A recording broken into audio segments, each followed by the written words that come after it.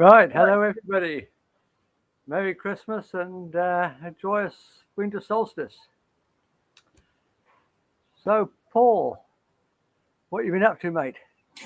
Oh, lots of research at the moment, mate, to be quite honest with you. Can't do too much with business at the moment because the post is slowing down rapidly. So it's gone a bit quiet. So I've just been leaping into lots of different research, mainly connected to the business that's going on and just trying to find out as much as I can, really.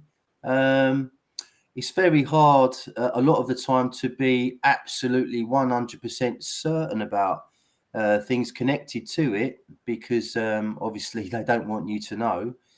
But yeah, it's very interesting research.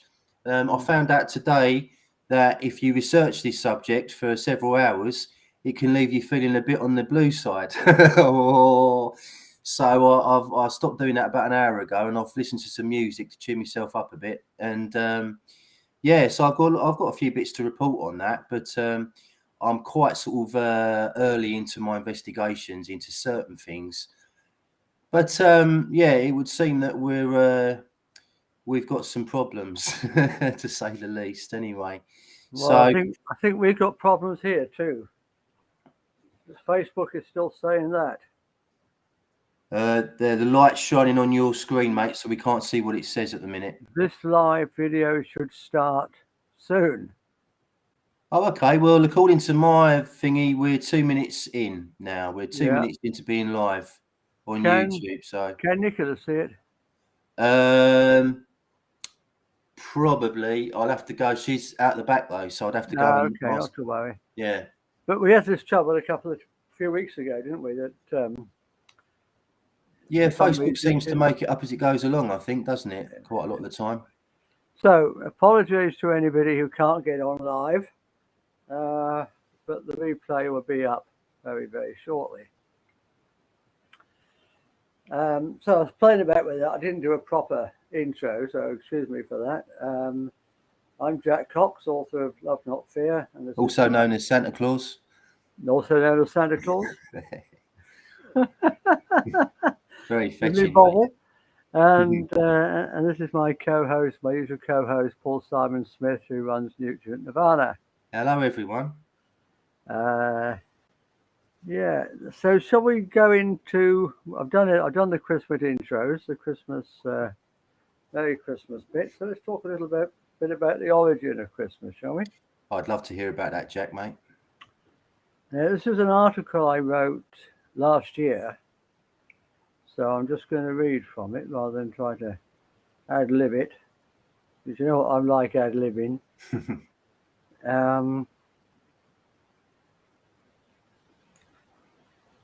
Basically, why do we celebrate Christmas in December? The church fathers chose to celebrate the birth of Jesus during the existing Roman holiday of Saturnalia, birthday of the unconquered sun. Now, this started as a harvest festival. I can't wear this bloody stupid thing. This started as a harvest festival in September under the Greeks, and it just sort of evolved into a winter solstice celebration with the Romans. Yeah. There may also have been other motives in trying to make Jesus acceptable to the pagans. I don't know. I'm not going to comment on that. Well, I was going to say, sorry, Jack, but you mentioned, was it Saturnalia? Yeah. Well, that was the religion of Rome, wasn't it? It started in Greece, and the Romans took it on. And this was the worship of the planet Saturn, but did it have any connection to the sun? I don't know about the planet Saturn. It was the god Saturn. As I say, it started as a harvest festival in September. Right. To the Greeks, it was a harvest festival in September. And under the Romans, it just sort of grew into a huge piss up, basically. And good luck to them. But it was also a great leveling. Even the senators dressed in ordinary clothes, not in their posh togas, and everybody was leveled down.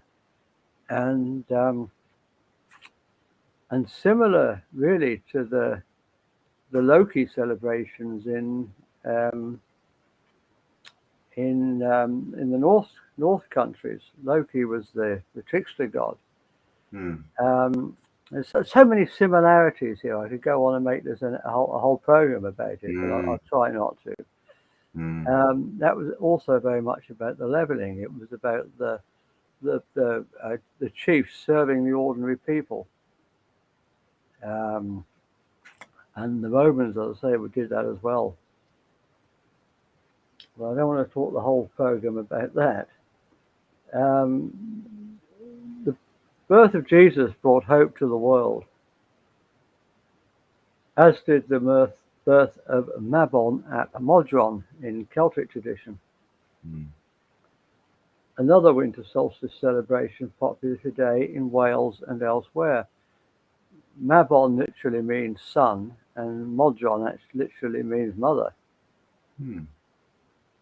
It's both Mabon and Jesus are known as the child of promise. The rebirth of the Son is the rebirth of the child of promise. It's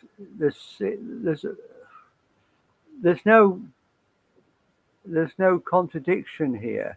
Whether you spell son with an O in the middle or a U in the middle, it's basically the same celebration. Yeah, so it would seem that the Romans have attached all this old belief system onto their version of Christianity. Absolutely. The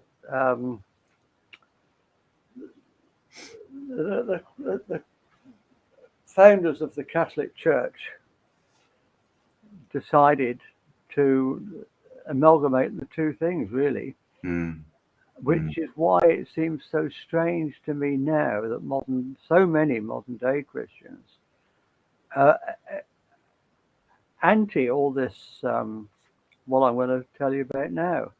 They want to make it their own original celebration, and it never was. And even the church fathers didn't want it to be that. Well, as I understand it, Jack, you had not long after Jesus' death, you had the Church of Jesus and James, who was his brother, and that was quickly done away with, and you ended up with the Church of Saul, who wrote most of the New Testament, and was really working for the Romans as a propagandist, if you like. No, that's my theory. It's lovely to hear somebody else saying it. Well, that's what I mean. I recently interviewed a guy called Ralph Ellis, and he's written 3 books on the history of the actual Jesus character, which I won't go into too much detail here because it's there's a lot of information. But yeah, basically, it would seem to me that he was a real person. He was a king as well. I mean, the New Testament refers to him as a king on, I think, 28 occasions, something like that. And he was called a carpenter, but that is just a mistranslation from the Greek word tekton, which actually means architect. And you can hear part of the word architect, tekton. So there's been a lot of mistranslation, a lot of propaganda thrown into the mix when it comes to Christianity, and really, I think the actual message, or a lot of the message of Jesus, has been lost to history. Yeah, absolutely. Just about everything else, really. Yeah, another thing that it's not the right time of year to talk about it. We would talk about it in at Easter, probably more. But what would people of those days have called a resuscitation other than a resurrection? That's interesting. Although now that's a possibility. On the other hand, the resurrection the Jesus resurrection is very similar to the third degree ceremony of Masons. And originally, the third degree, you had to be put into a tomb. And in Jesus's day, this would happen because Masonry was around. It's been around since Haruma Biff and a long time. But you'd be put into a tomb for 3 days. And so effectively you were dead. You know, you had no access to anything. You were stuck in that tomb for 3 days, and you had to trust your brethren, your brothers, to come and let you out. And that's the third degree. Yeah, I don't think they use tombs anymore, it doesn't go on for 3 days, but it's a very similar kind of idea. So it might be connected to Freemasonry. it could be, but that's a later thing, isn't it? That's probably modelled on. Well, I think the author that I'm talking about, he argues that this went on at the time. Okay. As I say, Freemasonry officially was invented about 1717, something like that. But many people, it goes back to the Temple of Solomon and Harima Biff, and so it could have been around for thousands of years in different kind of facets or whatever. I read a very interesting. We're getting off the topic. I'll get back to. Sorry, mate. Yeah, I'll put you right off. I apologise for that. No, that's all right. Yeah, I read a very interesting book. I can't remember who it was by now. I don't think it was Bernard Cornwell, although he wrote something similar. And it traces Freemasonry back to Stonehenge. Really? Wow. Yeah. It was a fiction book. Right. It was a lovely story, and it followed the descendants of one Mason, and he was one of the Masons that helped to build Stonehenge, and followed it through the centuries.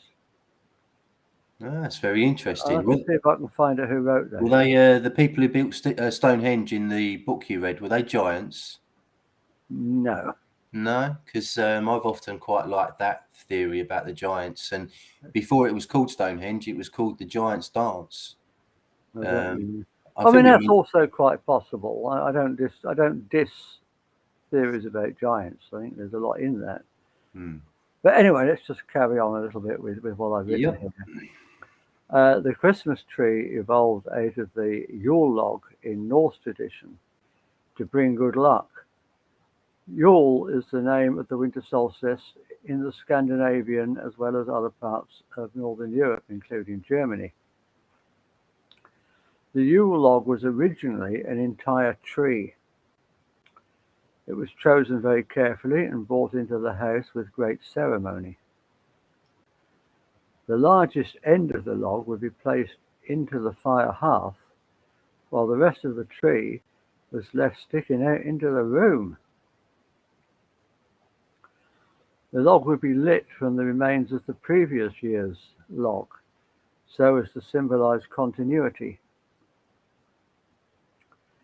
Clearly here we're talking about the great feasting halls, that the very important people, the poorer people would have had a more modest log like we do now. The Romans did something similar. On the eve of the midwinter solstice, Roman priests would cut down a pine tree, decorate it, and carry it ceremoniously into the temple. People would decorate their homes with boughs of evergreen trees and shrubs. Pines were revered, and still are, as symbols of rebirth and life in the depths of winter. It's important to remember that the winter solstice is a living tradition, very much alive in our modern world. There are still thriving pagan communities everywhere who still celebrate the changing seasons in the traditional ways. The Yule wreath comes from southern Europe. The Etruscan people from the area just north of Rome, who thrived during the 6th century BCE, made jewelry of gold or other precious metal in the shape of wreaths. Symbols from Greek myths often appear in the designs too. Etruscan jewelry, including ivy, oak, olive leaves, myrtle, laurel, wheat and vine.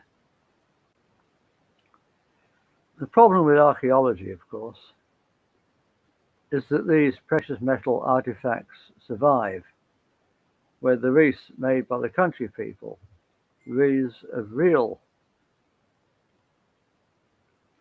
oak, olive leaves, myrtle, etc., perish. Nevertheless, it is these wreaths of natural materials that are still made today. Now, if you just excuse me for a second, because I did ask Mabi to come on, and she told me why she couldn't, and she's just sent me a message, so I just want to make sure that she's not trying to come on. I'll get back to this in a second. It's a voice one, hang on. Jack, I'm really sorry. I'm not able right now to listen. No, it's not that. So let's get back to where we were. Yep.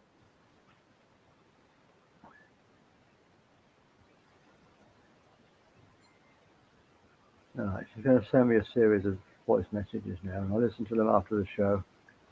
Yeah, so you're talking about wreaths. I was, yeah. The circular shape represents both the wheel of the year and the eternal circle of death and rebirth. Remember that the winter solstice is the time of year when the sun dies and is reborn. In Christian tradition, that theme is played out at Easter, the time of the rites of spring.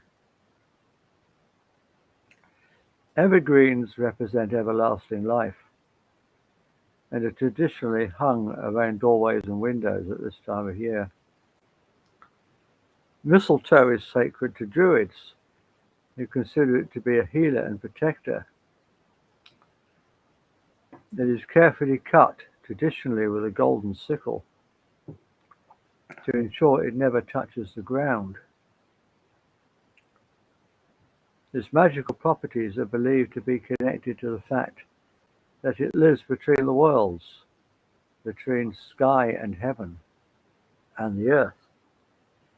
The white berries of mistletoe represent the fertile white semen of the life-giving male, which is where kissing under the mistletoe comes from. Holly is a particularly powerful evergreen plant for protection with its spiky bristles. Indeed, the word holly and holy are say it for me. Entomologically. Thank you. Linked, and newborn babies used to be sprinkled with holy water or holy water, in which the holly had been soaked. Holly is sacred to Holly, the Germanic underworld goddess, and symbolizes everlasting life, goodwill, and potent life energy. Its red berries represent the female blood. Together, mistletoe and holly represent the sacred marriage at this time of year, with the rebirth of the son, however you want to spell it, with a U or an O. Ivy is the evergreen symbol of immortality and resurrection. It reminds us of reincarnation and birth by the way it grows in a spiral. In Egyptian tradition, ivy is sacred to Osiris, where his death and resurrection is a central theme. To the Greeks, ivy is sacred to Dionysus, god of vegetation and the return of springtime. In the Roman tradition too, where Dionysus is called Bacchus.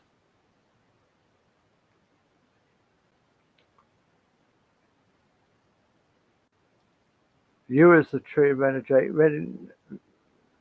regeneration and rebirth because it sends up new shoots from its roots and grows to a very great age. It is deeply connected with the spirit realms and the ancestors. Gift giving is another very ancient tradition at this time of year. Whether you consider this to be the birthday of the sun or the sun, what better way can there be to give thanks than to show generosity? So when was Jesus actually born? There's a big question there. Nobody really knows. We just don't know. Because it wasn't recorded. But there are clues. Shepherds watching over their flocks. Would flocks have still been out in the hills in December? Or would they have been brought in for the winter? In that part of the world, I don't know. Consider also that we are told that Mary and Joseph were traveling to Bethlehem for the Roman census. Would this have occurred in winter? Would they have dragged everybody out in the middle of winter to do that journey? I know it's a milder climate than ours, but it still gets pretty damn cold there. Indeed, we can't even be sure which year Jesus was born in, let alone which month. The Gospels place the baby Jesus during the reign of King Herod I, also known as Herod the Great. Herod was a Roman client king of Judea, who was born in 72 BCE and died in 4 BCE. So according to that marker, Jesus must have been born sometime between 4 and 5 BCE. But then we have another gospel story that places the birth during the census, which occurred in 6 CE. Clearly, both accounts can't be true, and the closest we can get is to say that Jesus was born sometime between 5 BCE and 6 CE.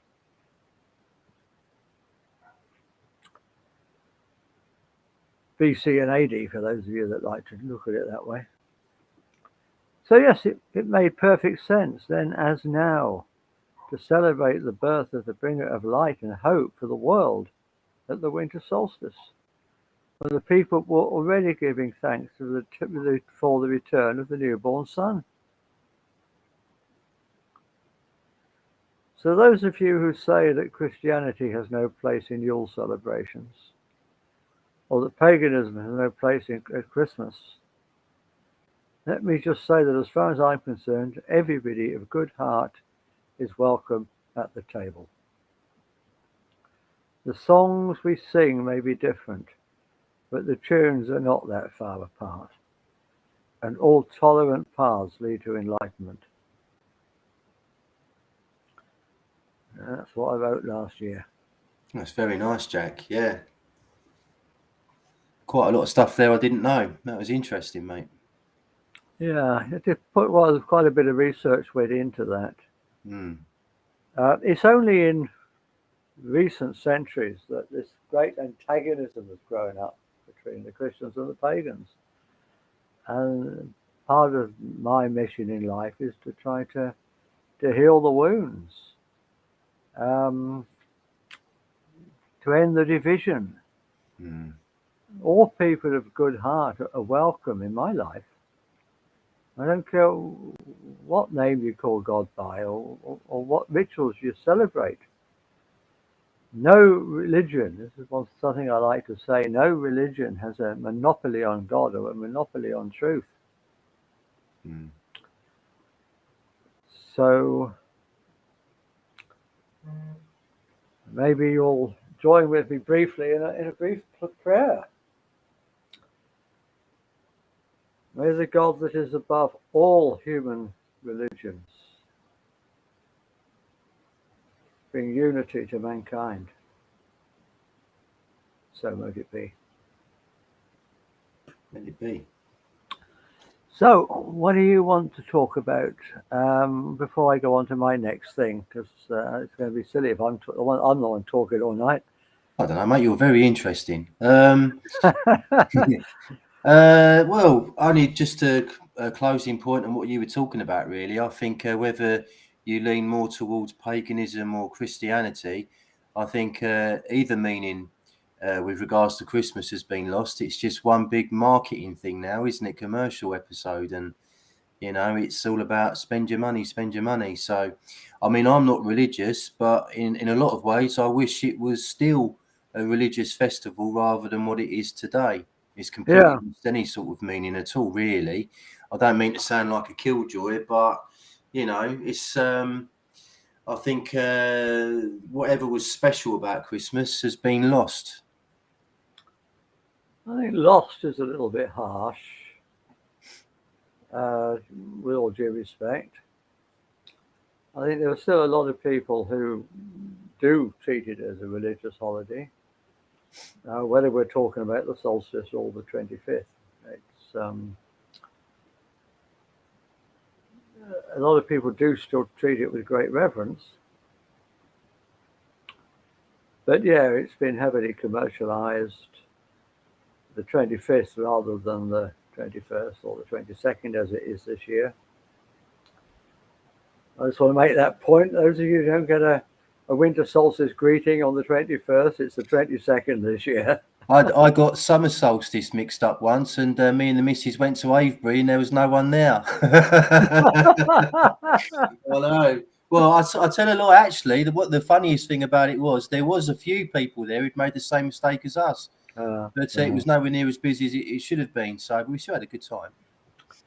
There's those of you that know about Newgrange, which is a megalithic, a Neolithic site in Ireland. It's been rebuilt a lot lately, and it probably doesn't look very much like the original. But they're doing a winter solstice celebration. Well, not the celebration, the actual winter solstice, the actual thing, live on Facebook. I think you can sign up for it. Again, I'll see if I can remember to put the link below. Newgrange, like most of these womb-like structures that were built at that time, and there's lots of them, with this long passageway that represents the vagina. And on the winter solstice, the sun, the male principle, the sun, shines right through, right along that passage, illuminates the stone at the end, and represents the sacred marriage between sun and earth. That's absolutely beautiful, isn't it? When you think about it, it's wonderful. Yeah, it's amazing. And also the fact that back in those days they had the technology to do that. They had the knowledge of to do that. The knowledge of astronomy must have been huge to be able to do that and get it right. And it would be a massive undertaking to do a thing like that and get it wrong, wouldn't it? Exactly. You couldn't have a second go at it if you got it wrong. So great respect for those early people. Wow, yeah. Have you heard of star thoughts, Jack? Of what? Star thoughts. Oh, this American thing they've started. No, these are ancient star thoughts. Oh, forts. Yeah. Yes, I have heard about it. I think they were probably space stations, weren't they? Yeah, possibly ancient power stations is another theory, similar to the pyramids, etc. I was talking to Clive de Carl, not the last video I did, the one before that, and he mentioned them, and I'd heard of them, but never really delved into it very much. Turns out they're all over the place. They're all over the globe, including Staten Island. The Statue of Liberty is built on top of one. And you can see it quite clearly at the base of the statue. And these things are massive. They're absolutely huge, and you've got to see them from the air. But when you do, they're incredible. I mean, whoever built those, and they're extremely ancient as well. And yeah, quite possibly they were ancient power stations. They're often surrounded by water, and I think there's tunnels underneath the pyramids that contain water and stuff in Giza in Egypt and at various other sites in the world. So there's a lot of smoke here with these things. There's a lot of smoke, and I just find that whole subject fascinating, and because so much of it is still unsolved. I think there's some very interesting theories about, and power stations is a very interesting theory, but they're not explained by the mainstream or anyone else really. So, what do you think of that, Jack? I didn't actually realize that they were earthbound. I thought they were Vimanas. Vimanas. Oh, do you mean, what do you mean by Vimanas? Do you mean like those spaceships, the Hindu? Yeah. The Hindu record, yeah. No. Yeah, this is different. These are on the ground. They cover huge areas. Like, you have to see them properly from way up with drone footage to look down on them. They are geometrically shaped very precisely, like star shapes, basically. And they're extremely old as well. They could well be a lot older than the pyramids. And a lot of these ancient star faults have, like we're talking like several tons of block in them and stuff. Stone blocks that weigh several tens of tons or whatever. So again, so it amazes me because you can, like I've done for the last sort of 15 years or so, I've followed and researched megaliths, and I still find out new stuff all the time. It's incredible. I mean, the world is heaving with these things, and there's a complete blackout as far as information about them is concerned. Yeah. If you could do a talk about that next week, that'd be great. Well, a couple of weeks, because I think we're coming back just after New Year's, mate, or do you want to do one after Christmas? I think I'm happy to keep it going. But okay, yeah, all right then. If you've got other things to do, I mean, no. It's fairly. I mean, I'm supposed to be going to my mum's at Christmas, but who knows what might happen.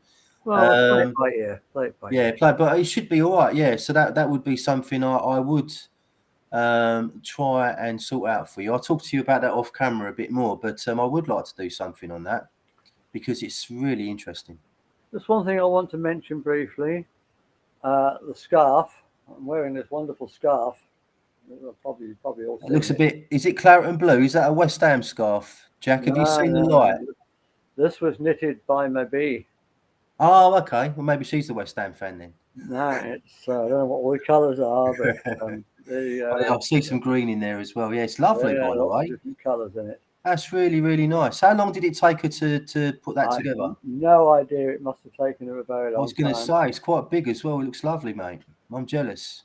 Yeah. That's favouritism for you. She made Jack one, not me. I feel very privileged. Very privileged. She's knitted another one. And sometime it's going to be auctioned to raise money for the Healing Gardens Tractor Fund. Oh, what a great idea. Now, I've contacted Juliet and she hasn't come back to me because I wanted to give a big plug and say, get there for Wednesday. It's going to be a wonderful event. But she hasn't got back to me, so I can't say definitely it's this coming Wednesday. But I expect it'll be this Wednesday or next Wednesday. And it's on YouTube and it's on Facebook, and it's called Elders' Wisdom in Uncertain Times. She normally does it with Mabi, but I don't quite know what the plans are for this week. So maybe that's why Julia hasn't got back to me. Maybe she doesn't know what the plans are for this week either. So let's just play it by ear. Well, I just wanted to show off this wonderful scarf. Yeah, it's very nice. And to let you know that there's another one being made. Apparently it's better than this. I don't know the names of all these different fancy stitchings, but apparently it's more fancy than this. And there's a chance to actually get your hands on one. So, yeah, I'm talking to everybody now, not just you, Paul. There's a chance to get your hands on it.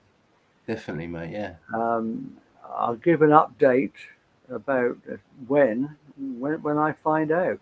But it might possibly be this Wednesday, or it might possibly be later. Do you know how close we are to raising the money for the tractor, Jack, at the moment? No, I don't. Oh, okay. No, I don't know. I don't think we've reached the third yet. Oh, okay. I suppose it's a bit close to Christmas, isn't it, for a lot of people? Maybe it's close to Christmas, yeah. Mm.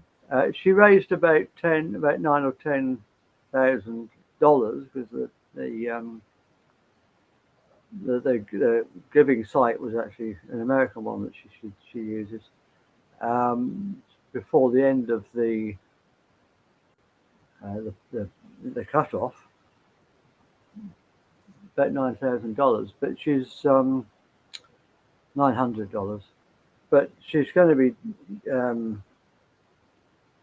continuing to raise money in lots of other ways, and the scarf is one of those ways. And I really did want to be able to say more about that tonight, but she's not come back to me, so I can't. But I'll keep you informed. I'll keep you all informed. Right, the other thing I wanted to speak about briefly, I keep saying briefly, don't I? And then I'll waffle on for hours. And again, I've made some notes, but it won't be reading the whole thing, it'll just be notes.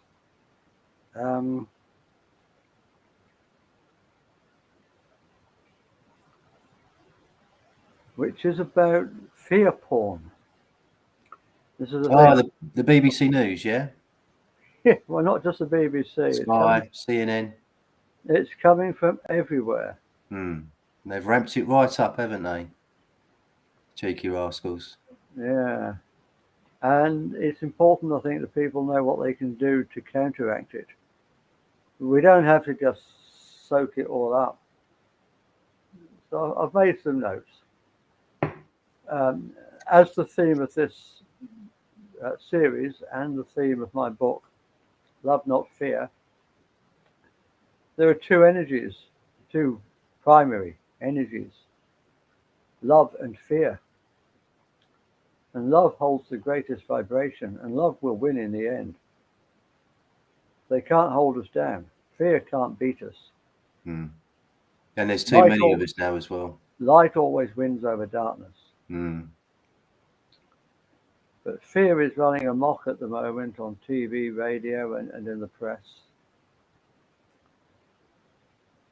It's almost impossible to avoid the fear brainwashing that's going on.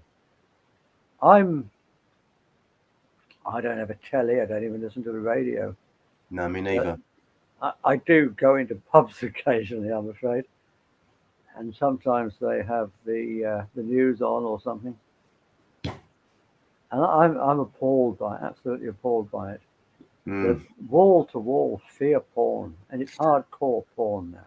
Well, just before they started to ramp all this up, Jack, the rhetoric around, I'll call it moronic, the new variant, yeah, because I don't want to use the real word. I'll use a more appropriate word. So all the early rhetoric around this new variant was that it was very mild, and that some people might have cold symptoms, other people might be asymptomatic, which just means healthy. So, and then all of a sudden on the TV, it's like a disaster unfolding before our eyes, and it's absolute madness, and people buy it.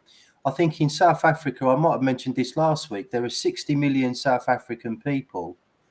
Only about 25% of them have been, jabbed. Yes. And the numbers on this new variant are extremely low, in all ways. So I think there was only a few hundred people in hospital, and nobody has succumbed to it at all. So what's all the hysteria about? It's ridiculous. And at the same time, they do not mention anything about vitamin D3, zinc, vitamin C, chaga mushroom, all of these amazing things that will boost your immune system and protect you from a very mild strain of flu. Yeah, well, last year when all this nonsense started, and they told us all to stay indoors and cover our faces with manky hankies, and I thought, hang on, this isn't health advice. This is sickness advice. Mm, mm. And that's when I woke up, and well, I mean, I was awake anyway, but I woke up to this particular thing Mm-hmm. and started to see through it, and I realised it was all BS. I saw a really good, and I do like a good meme, as I'm sure you know, Jack, and I saw a really good one the other day. It said something like, I would rather have a week of flu symptoms than wear a face nappy for 2 years. Yeah. Of course. All the manky hankies do is they trap the germs right Mm, up your nose. They don't let mm. you expel them. And somehow the thing that we're all talking about managed to escape a grade 4 weapons lab, but it can't penetrate a cotton mask for some reason. It's just...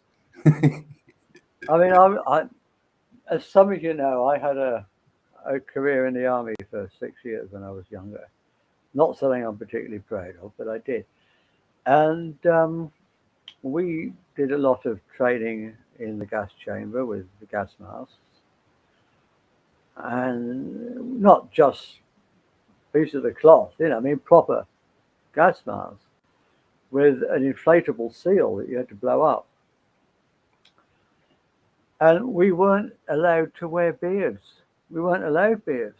And the reason in the army we weren't allowed beards is because they stopped the gas masks from working.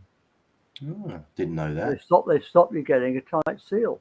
Mm, mm, So I know all this is nonsense. mm, We mm. used to have to go into the gas chamber, uh, open up a can of CS gas to check that our masks were working, Mm. and then we had to take them off, say gas, gas, gas, and put them back on again right quick. And we all end up with streaming eyes and stuff.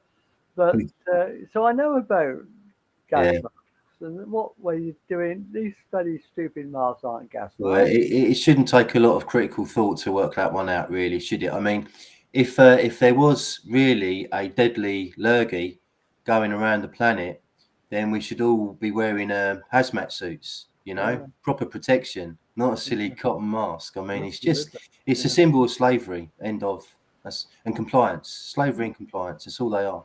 The reason we had to shout gas, gas, gas at the top of our voices, apart from to alert the other soldiers if it was a real situation, was to empty any gas out of our lungs. Mm. Yeah, sure. No one's telling us to empty our lungs, they're telling us to keep it in. Mm. Mm. I mean, there's propaganda now, it's everywhere. It's on bus stops, Mm. it's even appearing on food packaging. Children get McDonald's. strokes. Children get strokes too is the one on buses at the Oh. moment, isn't it? Children get strokes too. Yeah, well, they never used to, did they? No, it must be climate change. Yeah, it must be climate change. Yeah. It's now reached a whole new level of depravity. And stupidity. And it just, even I'm amazed, I mean, I probably haven't been awake as long as you, Jack, but I've been awake for, 15 years or so. And even I'm amazed at what some people, not all, but what some people are still swallowing, It's incredible. You think, what? You seriously believe that? But there we go. Something that Power of mind control. something that I think it was Juliet that told me. I think it was Juliet, and I checked it out. And in 1999, David Bowie released a video, Yes, a Omicron. Yeah. Sorry, whoops. virtual reality world called Yeah. called Moronic. yeah, where souls could be trapped inside a computer game. Did he know something? I don't believe souls can be trapped, but the fact that his video, which has almost the same name as the variant, Mm. and not an anagram of it. There's only one letter changed, Mm. a C to a K. Did you know this, Jack? There's islands off of Antarctica. They're called Moronic, only spelt beginning with an O, Yeah. Delta, and Coronation. And guess who owns them? The Go on. Rothschilds. Who owns them? The Rothschilds. Rothschilds. Yeah. Okay. Yeah, that's coincidence, maybe. Who knows? Yeah. The mainstream media are offering no hope, just wall-to-wall propaganda. And boosters. It's just hardcore fear porn. Mm. Mm. Words like tidal waves of infections, a tsunami of cases. The need to attack it with both barrels. It's all fear mongering. Well, as lurgies mutate, they become more contagious and less deadly, don't they? As a Yeah. rule. As a rule, yeah. And so that's what we're seeing, if you believe in it, which I don't. The last thing With the virus wants to do is kill its host. hmm, It wants to have a nice home hmm, inside of you. hmm. So how can we counteract all the doom and gloom? Well, throw the TV out would be a good start. Stop paying attention to mainstream media. Non-compliance, obviously. Civil disobedience, those are key. They're good things, yeah. But if we're going to stay in the energy of love, not fear, let's take it back to basic law of attraction principles.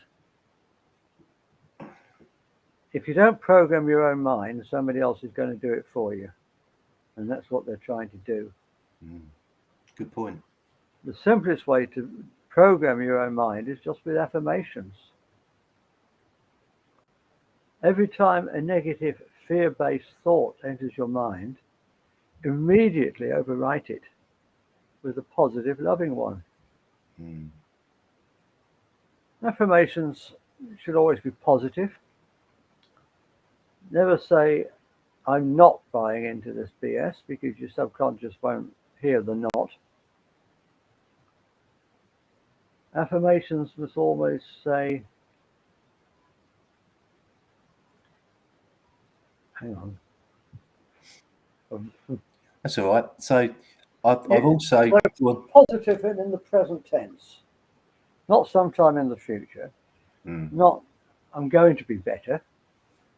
This is going to pass away, because going's never going to happen.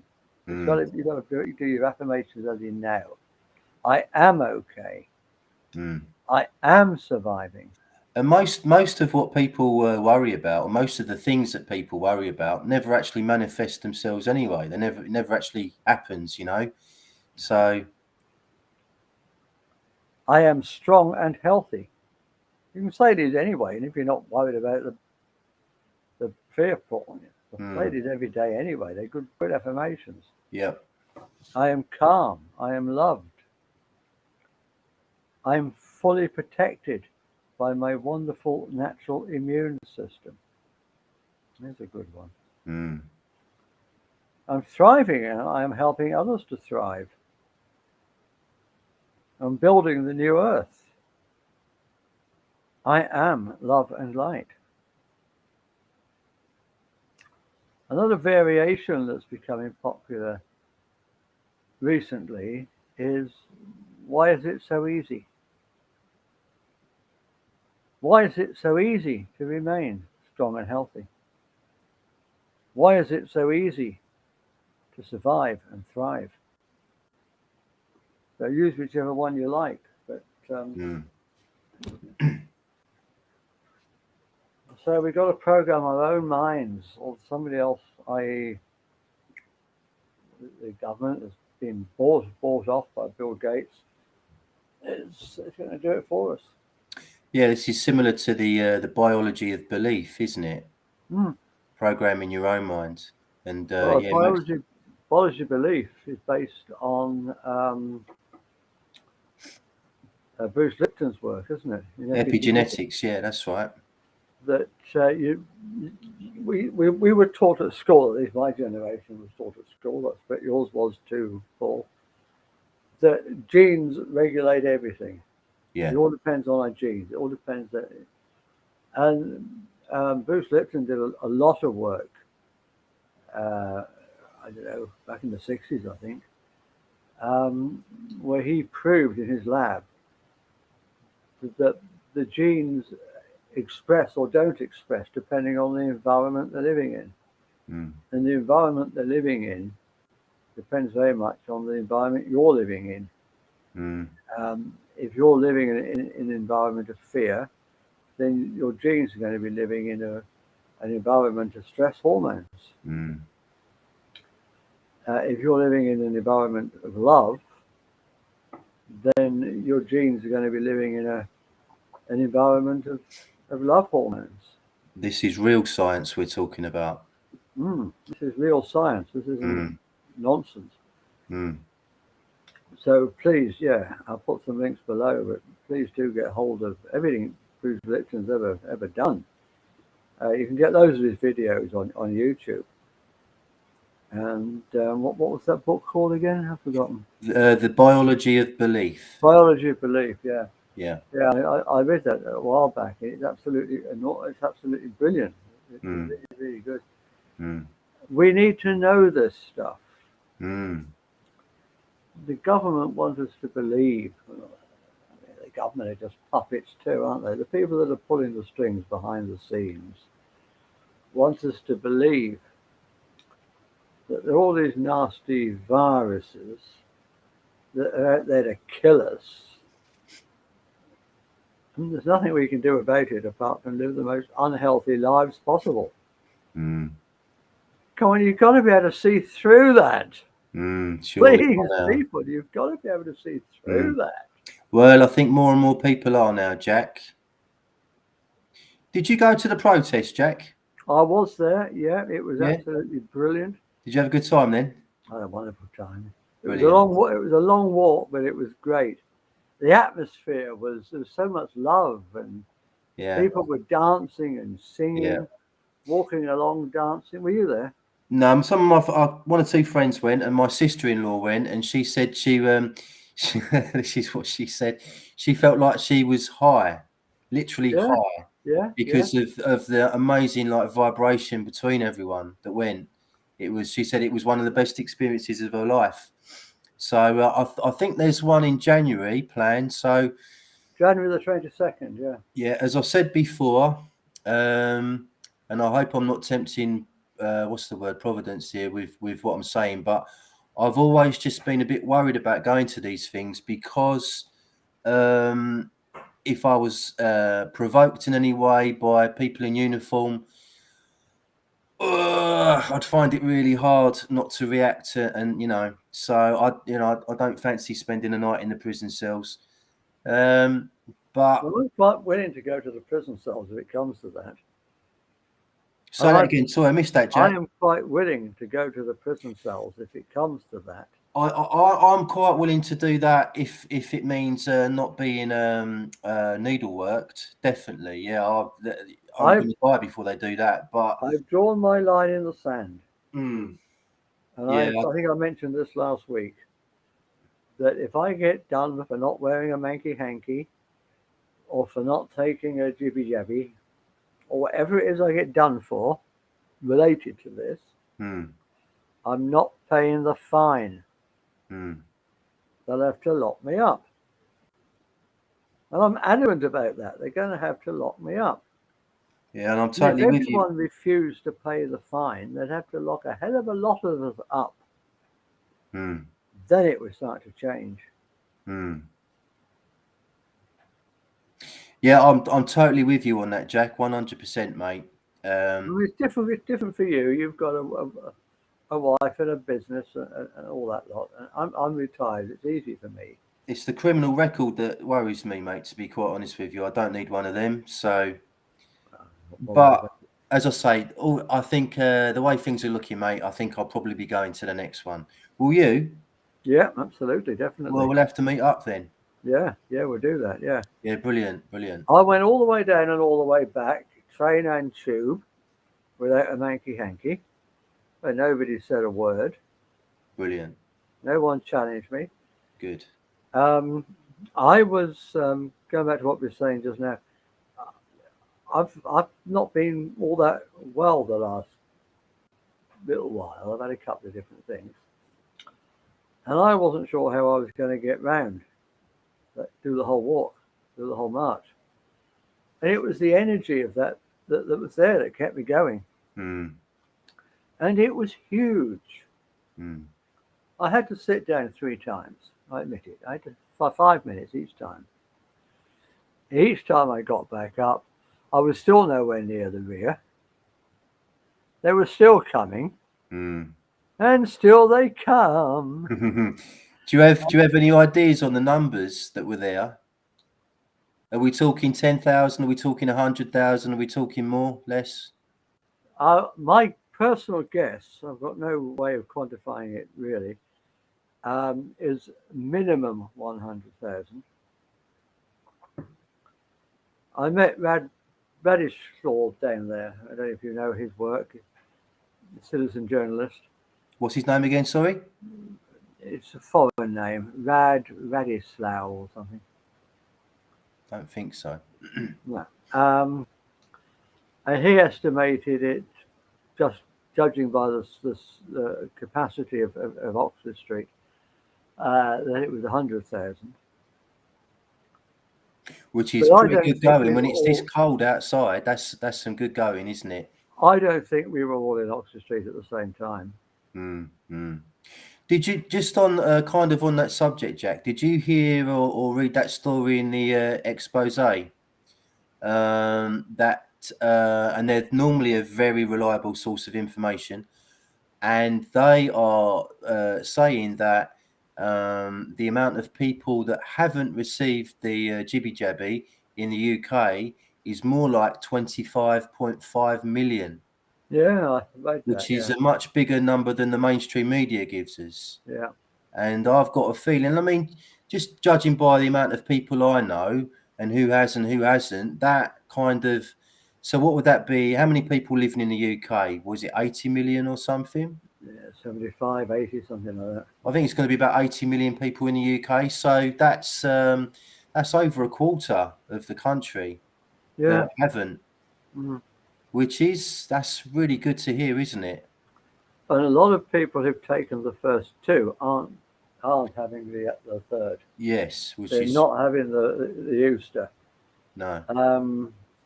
which tells you they've changed their mind. They've started to see through this. Yeah, well, they were told you won't have to wear a mask again, and you won't be locked down again, and blah blah blah, and lie lie lie. Yeah, You know. yeah. I'm a little bit disappointed with GB News. I thought they were going to be good journalists. They said there were only 10,000 there, which is absolute nonsense. Really? Yeah. And they were there reporting as well, weren't they? That's Yeah. well, that tells you all you need to know then. Yeah. Mm. There were. I didn't see the. I was a little bit late because there was a strike on the tube, Yeah. and I had to go a different route than I would normally go,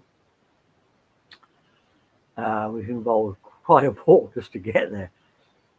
So I was coming down Vauxhall Street as the march was coming up it.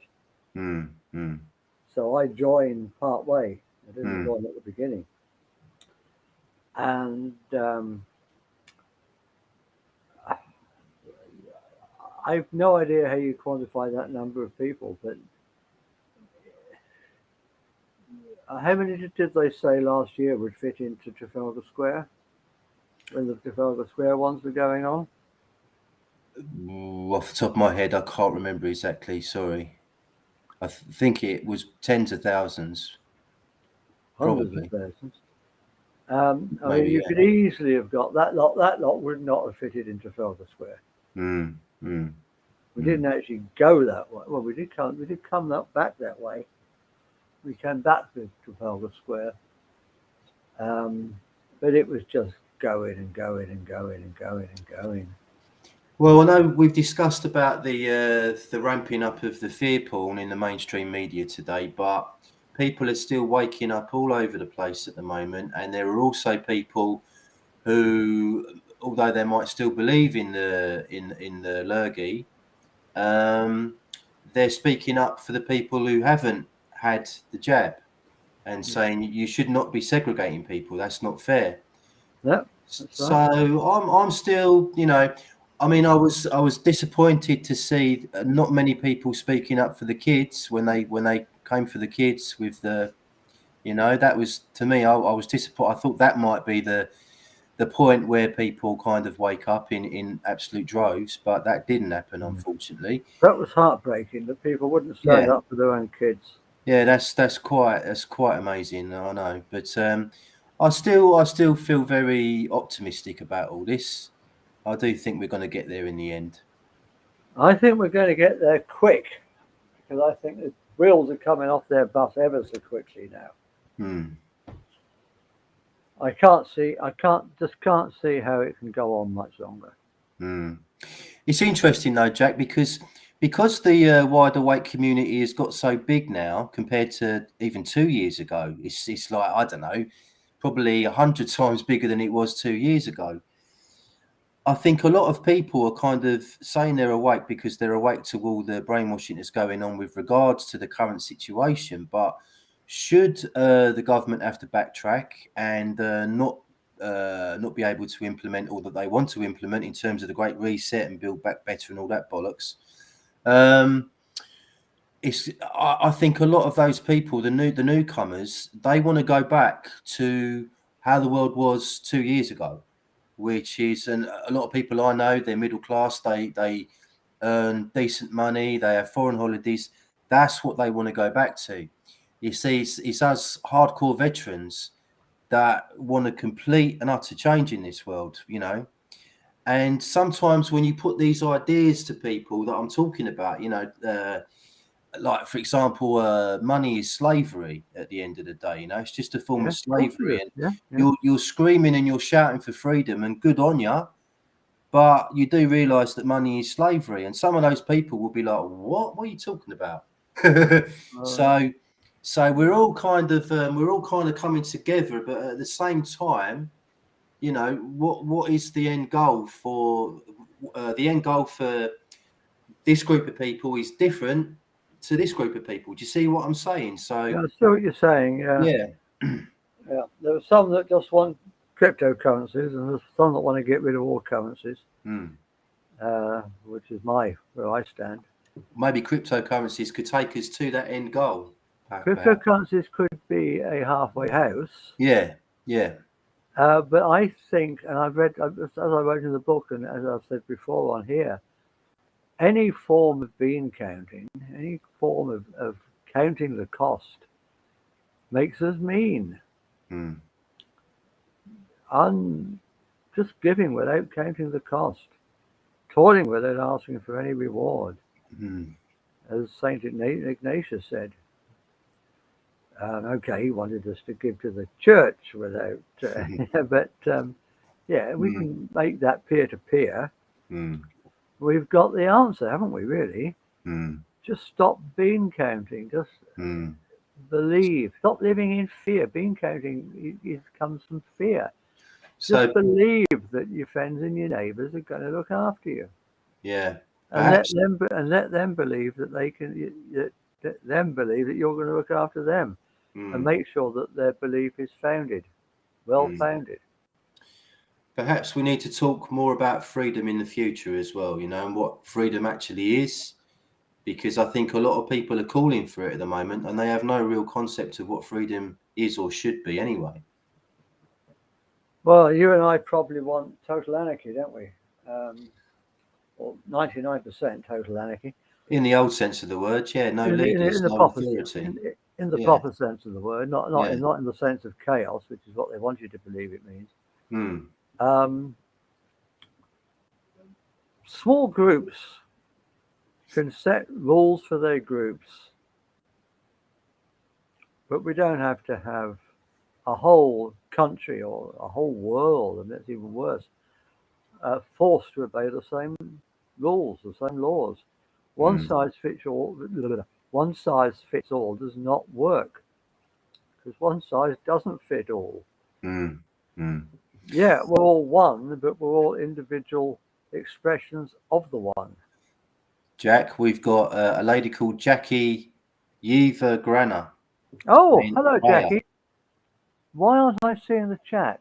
Hang on. I'm seeing it, but as you're the host, I can't put the messages onto the screen. Only you can, I think. So Yeah, I don't know how to do that. But hi, Jackie. you Thanks for just joining us. click on the comment. Hi, Jackie. Hope you're well. There she is. Ah, okay. That's how you do it. Yeah. Yeah. Thanks for joining us, love. Cheers. Brilliant. Yeah, where was we? I don't Freedom. know. Yeah. Freedom is more than just the removal of restrictions. Freedom Yeah, is because just, we didn't have freedom before we had the lurgy or the jibby jabby. There was no freedom. There's not been any freedom for a very, very long time. We're talking centuries, millennia even. freedom is the ability to do whatever you damn well please when you damn well please it. Just don't harm anyone else. If we're living in the love not fear paradigm that I talk about, that I write about, where we have no reason to fear, then we have no reason to want to hurt anybody else. And if we have that paradigm, if we're living in that sort of a paradigm, where we're not under any of the pressures that cause us to be bad, if you like, then why would we be bad? Mm. Mm. You know, I don't think people say human nature. We said this before. People say human nature is to be mean and nasty. Rubbish. I don't think that's true. No, not at all. I think the game we did not devise, that we were born into, that's been going now for thousands of years, that we're all told to believe is normal, is the thing that makes us mean and nasty. Mm. Mm. Because it's a game based in fear. If you don't like the word game, then just talk about a paradigm based in fear. You can imagine living in a paradigm based in love. You'd have no reason to hurt anybody. You'd have no reason to want to get one over on anybody. There'd be no reason for money. There'd be no reason for money. Absolutely. Mm. And I think that's the very first thing we've got to do, is to get rid of money, to get rid of all forms of bean counting.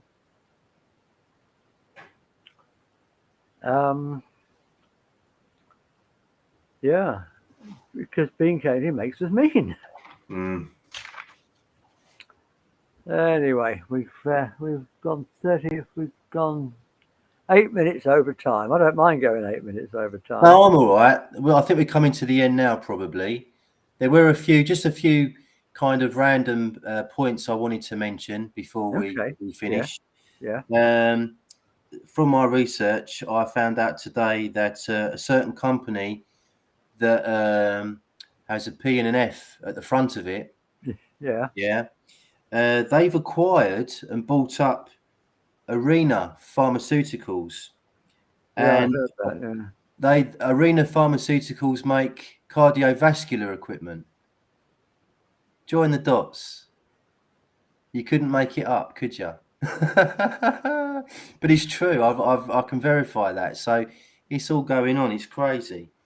I'm looking a lot into the intra-body nano network at the moment. So it's very difficult to talk about on these platforms without getting put in prison.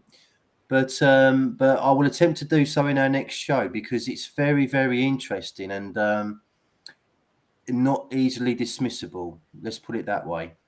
So there's definitely something going on with that, with lots of satellites going up into space, Elon Musk and other things. So that's one to look out for. Let's have a look here. I recently interviewed Clive de Carle, as you know, Jack, and that That was a lot of what was talked about on that interview was unplanned. There was a lot of talk about psychedelics and pyromania and all sorts of mad, interesting things. Clive's an interesting character, so jump onto my YouTube channel to check that interview out. It's really, really good. We also talked a lot about supplements and health, as we always do. And he was telling me a very interesting story recently I think it was Sweden, the Volvo factory, you know, the Volvo that make the cars. They did an experiment where they gave every single employee a probiotic supplement once a day. And by doing that, they slashed their sickness absence records by about 80%. Brilliant. It's incredible, mate. Incredible. So one probiotic tablet in the morning for every single employee at Volvo, and their sickness absent record just plummets. So that's the power of probiotics. And I've always maintained my favourite source of probiotics is fermented foods. Yeah. So sauerkraut and all that kind of funky stuff is so good for your guts. And without a healthy gut, you haven't got your health, people. So have a look into fermented foods, probiotics, because they really, really are essential for your health. And I've already mentioned star faults. We talked about star faults and megaliths as well. And he reminded me that you can neutralize fluoride in the water supply with borax, which you can buy online in this country. So heavily, I don't think it's genuine borax, is it, that they sell in this country? you can buy natural borax, mate. Yes, Clive has told me this, and my missus has bought some. I didn't see how she ordered it, but she's told me we've got some on the way. So I'll talk about that more when we've got it. Yeah, brilliant. But that's like the number one way to neutralize fluoride. And of course, I've been beating the drum about these things, which are fulvic minerals, which will neutralize, I'll just come out and say it at the end, graphene oxide and glyphosate, which are probably two of the worst toxins in the world at the moment. Did you know glyphosate is even in E10 fuel, which is in the cars now? So we're all driving about and we're chucking out glyphosate everywhere. Glyphosate is everywhere at the moment. So the best way of eliminating that is to use your fulvic minerals, which you can find on my website, nutrientnirvana.co.uk. And that's about it, really. That's about it. Send me a bottle, can you? Sorry? Send me a bottle. I'll send you a bottle if you like, mate. Yeah. Yeah, they're brilliant. I drink them on every show. That's what I'm drinking. It has no taste whatsoever. It makes the water a slight kind of golden brown colour, but it doesn't taste of anything at all. It just tastes like water. But there's trace minerals galore in there. It's probably the best detoxifying agent in the world. I do about 7 drops a day, and I can't recommend them enough. They're fantastic. They're very cleansing. And as I say, they are powerful a detoxifying agent as well. So highly recommended. And I'm tempted to tell a story, but we're running out of time now. So I've got a good story on trauma therapy for next time we're on as well. Okay. Yeah, so there's a really good one to do with holotropic breathing. And I'll save that for next time because it might take a little while. So yeah, I'm looking forward to that next week, mate. That'd be brilliant. We'll be doing that. Or whatever. And I'll be doing a presentation on star faults because I've promised now, so I'll do that. Yeah, I'll hold you for that. Yeah, no, I'll be on the ball with that for next week. And I guess if we're wrapping this up then, Jack, it's just a big Merry Christmas to everyone who's watching this, especially to Jackie though, because she said hello. Merry Christmas, Jackie. Happy New Year. And Merry Solstice for the 22nd. Yes, happy solstice, everyone. And let's hope for a happier New Year next year. Let's make it happen. Let's make next year be happier and brighter and more positive. We're the only ones that can do it, Paul. Absolutely. This ends when we end it, everyone. So happy Yule, Merry Solstice. Thank you, Jackie. Cheers. It ends when we end it. And that's well underway. All right, mate. I'll let you go. Thank you, Paul. It's been good talking to you again, and thank you, And you as Jackie, always. for coming on. Yeah. And see you all again, probably next week, or possibly the week after. We'll just have to decide on that nearer the time. Probably next week. Yeah, probably next week. Namaste. Namaste, everyone. Thank you. Cheers.